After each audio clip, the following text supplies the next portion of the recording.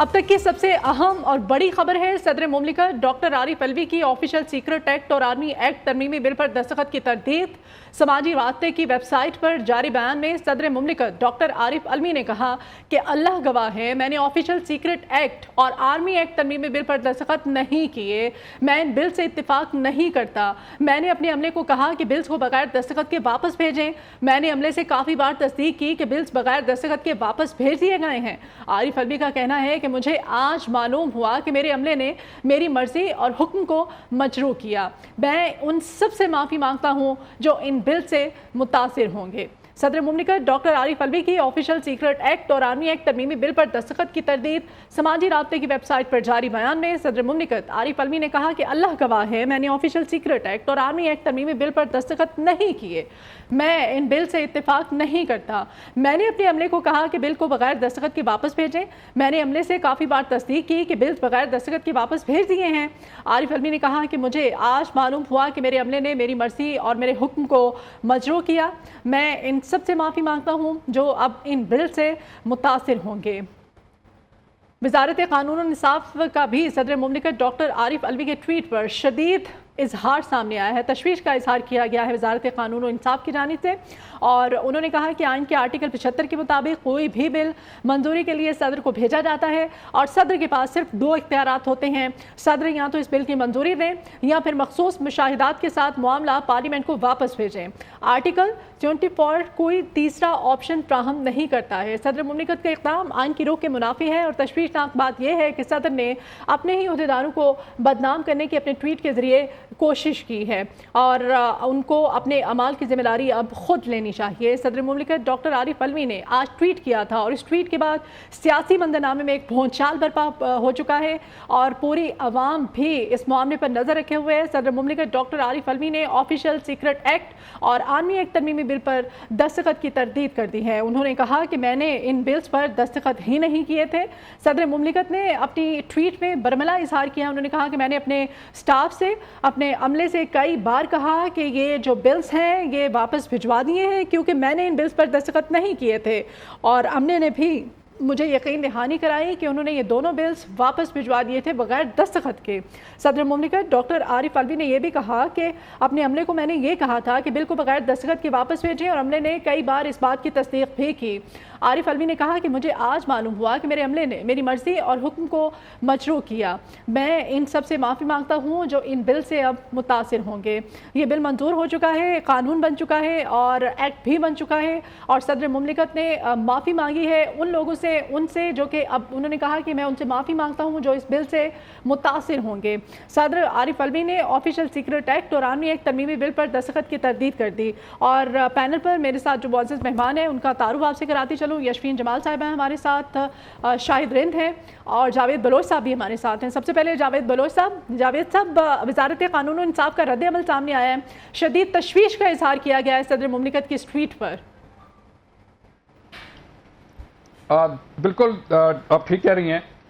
وزارت قانون کی طرف سے جب یہ ٹویٹ سامنے آیا تو وزارت قانون کی طرف سے ایک باقاعدہ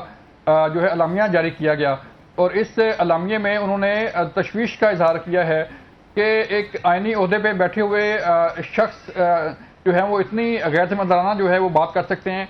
ٹویٹ کے ذریعے جو ہے وہ انہوں نے افسوس کا اظہار کیا اور قوم سے معافی مانگی اور ان لوگوں سے معافی مانگی جو اس سے متاثر ہو رہے ہیں۔ تو ان کا یہ کہنا ہے کہ آرٹیکل 75 کے تحت پریزیڈنٹ کے پاس صرف دو آپشنز ہیں، یا تو وہ جو بل بھجوائے گئے پارلیمنٹ کی طرف سے ان پہ سائن کریں، یا انہیں اپنے کسی نوٹ کے ساتھ واپس پارلیمنٹ کو بھجوا دیں کہ یہ بل جو ہے وہ ٹھیک نہیں ہے، یہ انہیں درست کیا جائے، یا میں اس سے متفق نہیں ہوں۔ لیکن جو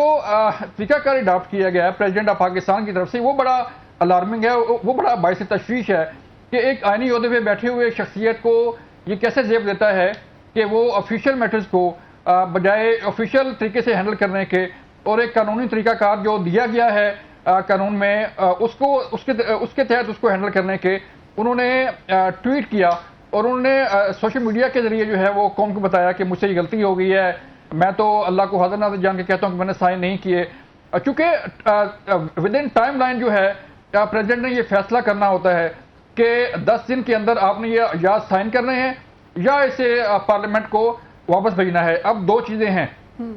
ایک بل جو ہے وہ ان کے پاس جاتا ہے 2 اگست کو, اور دوسرا بل جو ہے وہ ان کے پاس جاتا ہے 8 اگست کو. تو ٹائم کے مطابق انہیں یا تو 12 اگست تک جو ہے وہ اپنا فیصلہ کرنا چاہیے تھا, یا 18 اگست تک جو ہے وہ اپنا فیصلہ کرنا چاہیے تھا. اور پھر دوسری بات بڑی اہم ہے کہ ہماری بات ہوئی ایک ذرائع سے, ایوان صدر کے ذرائع سے ہماری بات ہوئی. جب یہ ٹویٹ سامنے آیا تو ہم نے پروو کرنے کی کوشش کی, تو پتہ یہ چلا, جو ذرائع بتا رہے ہیں وہ یہ بتا رہے ہیں کہ پریزیڈنٹ صاحب نے یہ دونوں بل اپنے پاس جو ہے وہ رکھے, ان پہ کوئی فیصلہ نہیں کیا, اور جب ٹائم بار ہو گیا تو تب یہ بل جو ہے وہ اپنا جو سٹاف تھا انہیں واپس کی, اور پھر انہوں نے جو طریقہ کار ہے قانون کے مطابق اس کے تحت یہ واپس کیے. تو جب قانون بن گیا تو پھر پریزیڈنٹ صاحب کو خیال آیا کہ نہیں, یہ تو جو لوگ اس سے متاثر ہو رہے ہیں ان سے معافی مانگتا ہوں, کیونکہ سابق وزیر اعظم جو ہے وہ آفیشیل سیکرٹ ایکٹ کے ہی جو ہے وہ مرتکب ہوئے تھے. انہوں نے خلاف ورزی کی تھی اپنے جو حلف تھا اس کی, اور پھر وزیر خارجہ کی جو آڈیو لیک ہے وہ سب کے سامنے ہے. جو اسد عمر صاحب ہیں کابینہ کا حصہ تھے, ان کی آڈیو سب کے سامنے ہے. تو اداروں نے تو اپنی کارروائی کرنی ہے, اور یہ آفیشیل سیکرٹ ایکٹ جو ہے یہ ابھی کوئی نیا قانون نہیں بنا, اس میں ترامیم ضرور ہوئی ہیں, لیکن یہ قانون پہلے سے موجود تھا. ایک ذمہ داری ہے, جب آپ ابھی نگران وزیر اعظم نے اپنے عہدے کا اوتھ لیا, نگران کیبنٹ نے اپنے عہدوں کا حلف لیا, تو اس میں یہ بڑی چیز واضح جو ہے اس حلف کا حصہ ہوتی ہے کہ بطور وزیر اعظم, بطور جو ہے وزیر داخلہ یا وفاقی وزیر, میرے علم میں کوئی ایسی بات آئی یا میرے سامنے کوئی ایسا میٹر لایا گیا تو میں اسے اس راز کو, اس آفیشیل جو ہے وہ چیز کو افشا نہیں کروں گا. تو یہ تو ایک بات حلف کی رہے گی, اور دوسری طرف جو ہے وہ اس ملک کے وزیر اعظم جو ہے وہ ایک ایسا ڈاکومنٹ